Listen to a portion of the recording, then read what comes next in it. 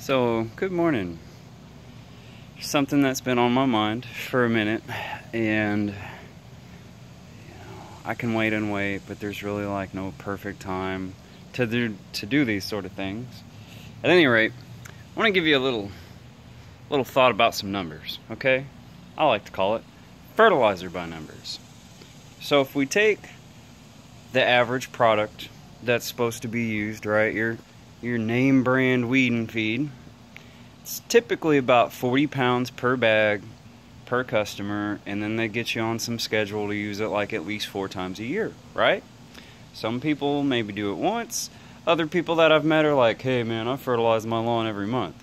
And in some cases, depending on what you're using, hey, that's great. Like, I'm the fertilizer guy. I spray my lawn like all the time. I couldn't tell you how often, but it's very frequent. Let's just say that. So at any rate, 40 pounds per bag. Average recommended use 4 times a year. That's 160 pounds. So at 160 pounds, we're talking per 10 people a year, that's 1,600 pounds. Okay, correct me, you mathematicians out there, but I'm thinking like roughly 14 people, that's over a ton of synthetic fertilizer a year, just in 14 people. So let's take my lovely little hometown of Leak City, and let's say they want Leak City to grow to what I've heard 250,000 people. Now let's just imagine that all those people were on a regular schedule for some weed and feed and everything like that, right?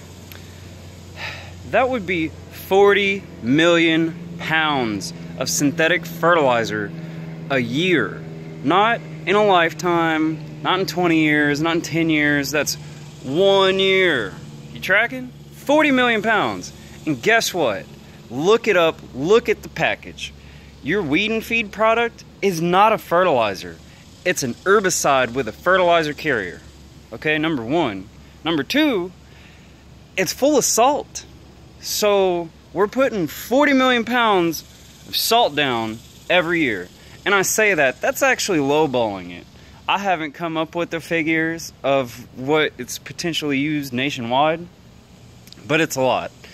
And just so I can try and bring home a little bit more of why this matters, a lot of us people, I see around from Houston to Galveston, this saltwater soul and salt life, and we got boaters, we got people on jet skis, we got people out in kayaks, right? Which really amuses me because I know a lot of these people, like, you love fishing. I love shark. Like, man, I had a guy bring me a fillet of shark. That stuff was so amazing. I made it. My wife even was like, oh, I don't know. And then she devoured it.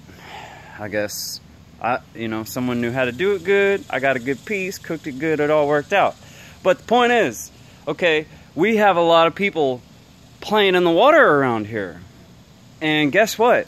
Most of our fertilizer goes to our local waterways.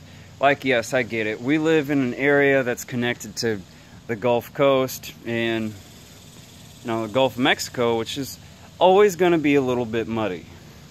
But I know we could tremendously reduce that, how nasty it looks, if we tremendously, not reduced, but changed the fertilizer that we use. Because if we use organic fertilizers, it's not leaching out. It's not having the same effect. It's not being released so fast.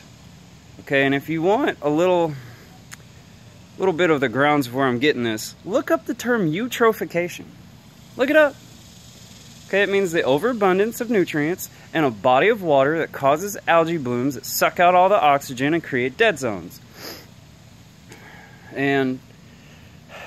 Or it feeds toxic algae, which the fish eat, and then we eat and we get sick. But it's like one of those things that you can't clearly see it. If I take a knife and I cut you, you're like, AJ, you freaking cut me, you're sick, right? You're terrible. But if along some string of events, I'm working on my house and dropping nails, and you walk by my house and you step on the nail, like, you stepped on the nail It's really hard to pinpoint how it happened. So it's you can't really like point a finger at it, right? So it's really easy to walk away from these problems and say, well, you know, I can't do anything about this. But I do the homework. I think about this stuff. I've been connecting the dots, and we can all make huge, huge, huge impact. Okay? I'm not saying we shouldn't use 40 million pounds of something. I'm saying we should use 40 million pounds of something else. Because I believe in healthy green lawns. That's how I make my money. That's how I take my wife out on dates, right? That's how I pay my truck note. I'm all about a healthy green lawn, more than you know.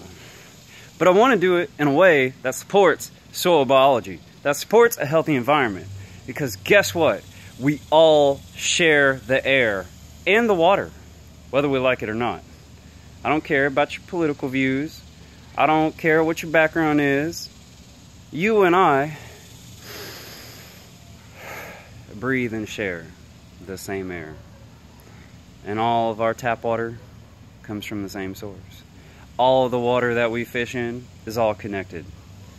So let's change what we do together to make a bigger impact. Because I can't do it by myself and you can't do it by yourself. But we can do it together. Okay? We can clean up the environment together. It's possible. Have an awesome weekend. Have a fabulous 4th of July. Peace out.